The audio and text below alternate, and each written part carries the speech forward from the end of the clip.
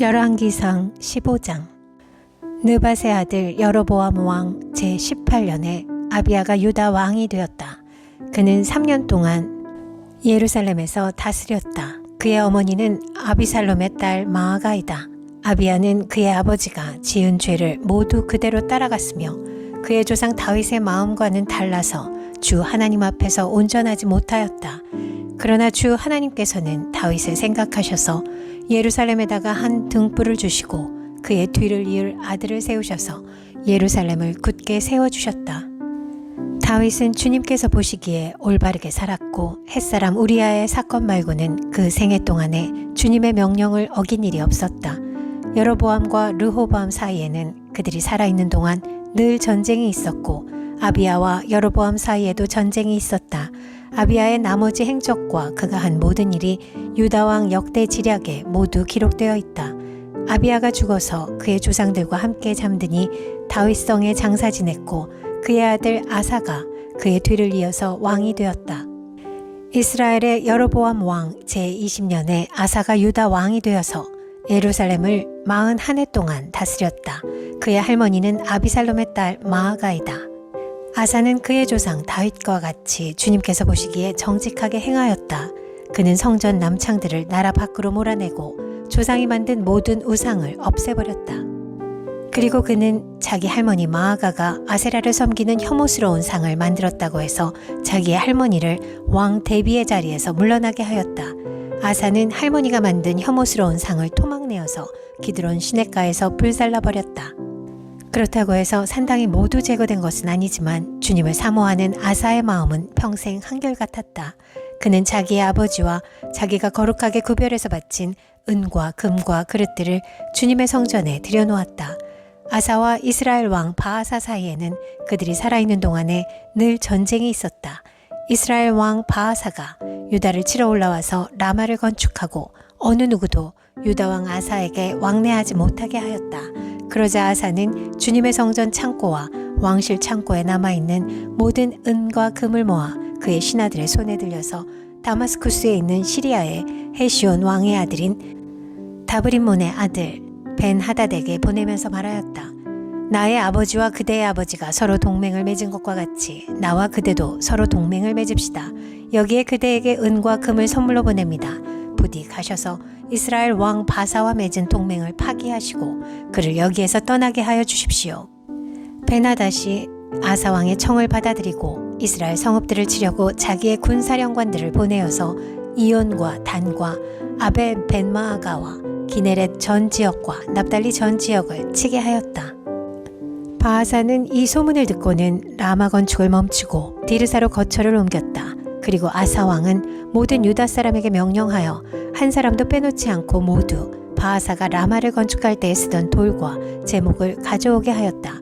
아사 왕은 이것으로 베냐민의 게바와 미스바를 보수하였다. 아사의 나머지 행적과 그의 건세와 그가 한 일과 그가 건축한 모든 일이 유다 왕 역대 지략에 다 기록되어 있다. 그는 늙음하게 이르러서 발에 병이 났다. 아사가 죽어서 조상들과 함께 잠드니 그의 조상 다윗성에 조상들과 함께 장사 지냈다. 그리고 그의 아들 여호사밧이 그의 뒤를 이어 왕이 되었다.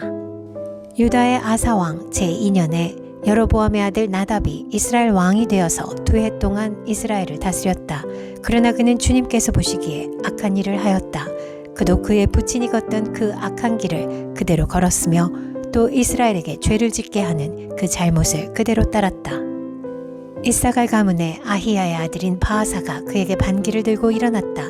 나답과 모든 이스라엘이 기쁘돈을 포위하였으므로 바아사는 블레셋의 영토인 기쁘돈에서 나답을 쳤다. 바아사는 나답을 죽이고 그를 대신하여 왕이 되었는데 때는 유다의 아사왕 제3년이 되는 해였다. 바아사는 왕이 되자 여로보암 가문을 쳤는데 숨쉬는 사람은 누구든지 하나도 남기지 않고 모두 전멸시켰다. 주님께서 실로 사람인 주님의 종 아히야에게 말씀하신 대로 이루어진 것이다. 여로보암이 자기만 죄를 지은 것이 아니라 이스라엘까지도 죄를 짓게 하였으므로 주 이스라엘의 하나님께서 이렇게 진노하셨다. 나답의 나머지 행적과 그가 한 모든 일은 이스라엘 왕 역대 지략에 다 기록되어 있다. 아사와 이스라엘 왕 바하사 사이에는 그들이 살아있는 동안에 늘 전쟁이 있었다. 유다의 아사 왕 제3년에 아히야의 아들 바하사가 이스라엘의 왕이 되어서 디르사에서 24해 동안 다스렸다.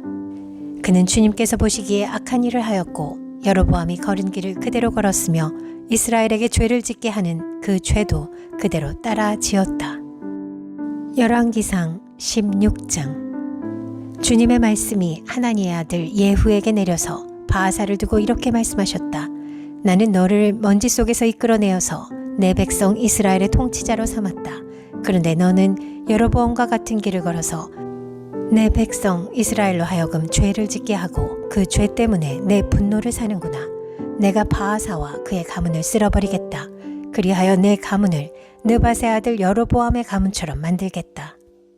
바하사에게 속한 사람으로서 성 안에서 죽는 사람은 개들이 먹어치울 것이고 성 바깥에 들에서 죽는 사람은 하늘의 새들이 쪼아먹을 것이다. 바하사의 나머지 행적과 그가 한 것과 그의 권세 이 모든 것은 이스라엘 왕 역대지략에 다 기록되어 있다. 바하사가 조상들과 함께 잠들어서 디르사에 묻혔다. 아들 엘라가 그의 뒤를 이어 왕이 되었다. 주님께서 예언자 하나니의 아들 예후를 시켜서 바하사와 그의 가문에게 말씀하셨다. 바하사가 여로보암의 가문처럼 주님께서 보시기에 악한 일을 함으로 주님의 노를 격동하였을 뿐만 아니라 여로보암의 가문을 치기까지 했기 때문이다. 유다의 아사왕 제26년에 바하사의 아들 엘라가 이스라엘의 왕이 되어서 디르사에서 2해 동안 다스렸다. 그러나 엘라의 신하이며 병거부대의 절반을 지휘하는 시므리 장군이 엘라에게 반기를 들었다. 그때 엘라는 디르사에 있는 아르사 국내 대신의 집에서 술을 마시고 취해 있었는데 시므리가 들어가서 엘라를 쳐 죽였다. 유다의 아사왕 제27년에 시므리가 엘라를 대신하여 이스라엘의 왕이 되었다. 시므리는 왕위에 올라서 바하사 가문에 딸린 사람은 모두 죽였는데 바하사 가문의 남자는 일가 친척이든지 친구이든지 한 사람도 남겨두지 않았다. 시므리는 주님께서 예후 예언자를 시키셔서 바하사에게 말씀하신 대로 바하사 가문의 모든 사람을 멸망시켰다. 이것은 바하사와 그의 아들 엘라가 지은 모든 죄 때문이다. 그들은 자기들만 죄를 지은 것이 아니라 우상을 만들어서 이스라엘에게 죄를 짓게 하였으므로 이스라엘의 주 하나님의 분노를 샀다. 엘라의 나머지 행적과 그가 한 일은 이스라엘 왕 역대지략에 다 기록되어 있다. 유다의 아사왕 제27년에 시므리는 디르사에서 이스라엘의 왕이 되었으나 그의 통치는 7일 만에 끝났다. 시므리가 엘라를 살해하고서 왕위를 차지할 그 무렵에 이스라엘 군대는 블레셋에 속한 기프돈을 치려고 포진하고 있었다. 그러나 진을 치고 있던 군대는 시므리가 반역하여 왕을 살해하였다는 소식을 듣고서 바로 그 진에서 그날로 군사령관인 오므리 장군을 온 이스라엘의 왕으로 세웠다. 오므리는 온 이스라엘을 이끌고 기프돈으로부터 올라와서 디르사를 포위하였다. 이때 시므리는 그 성읍이 함락된 것을 알고는 왕궁의 요새로 들어가서 그 왕궁에 불을 지르고 그 불길 속으로 들어가서 자기도 불에 타 죽었다.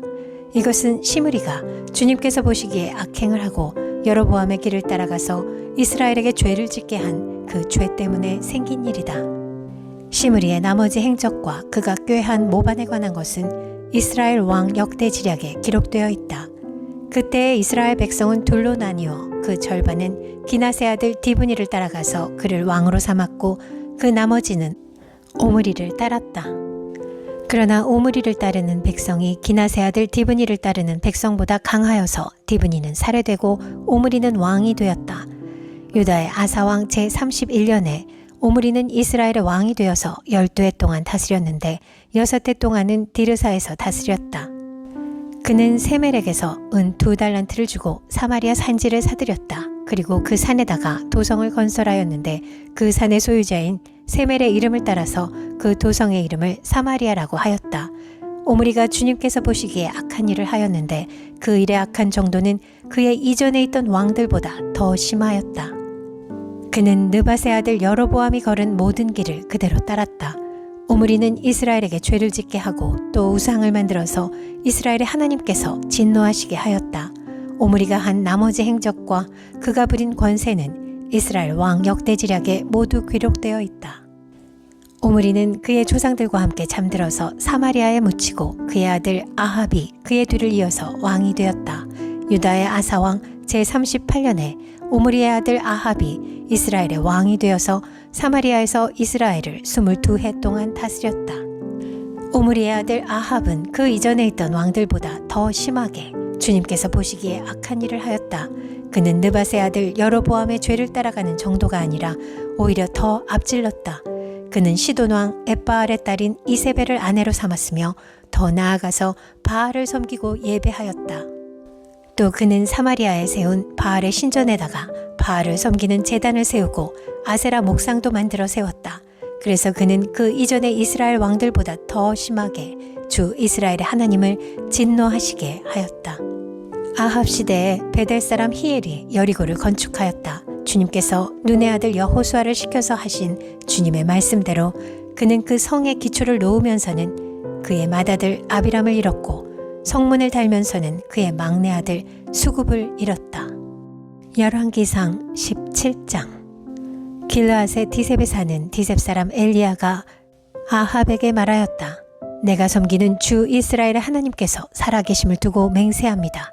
내가 다시 입을 열기까지 앞으로 몇 해 동안은 비는커녕 이슬 한 방울도 내리지 않을 것입니다. 주님께서 엘리야에게 말씀하셨다. 이곳을 떠나서 동쪽으로 가거라. 그리고 거기 요단강 동쪽에 있는 그릿 시냇가에 숨어서 지내며 그 시냇물을 마셔라. 내가 까마귀에게 명하여서 내가 먹을 것을 날라다 주게 하겠다. 엘리야는 주님의 말씀대로 가서 그대로 하였다. 그는 곧 가서 요단강 앞에 있는 그릿 시냇가에 머물렀다.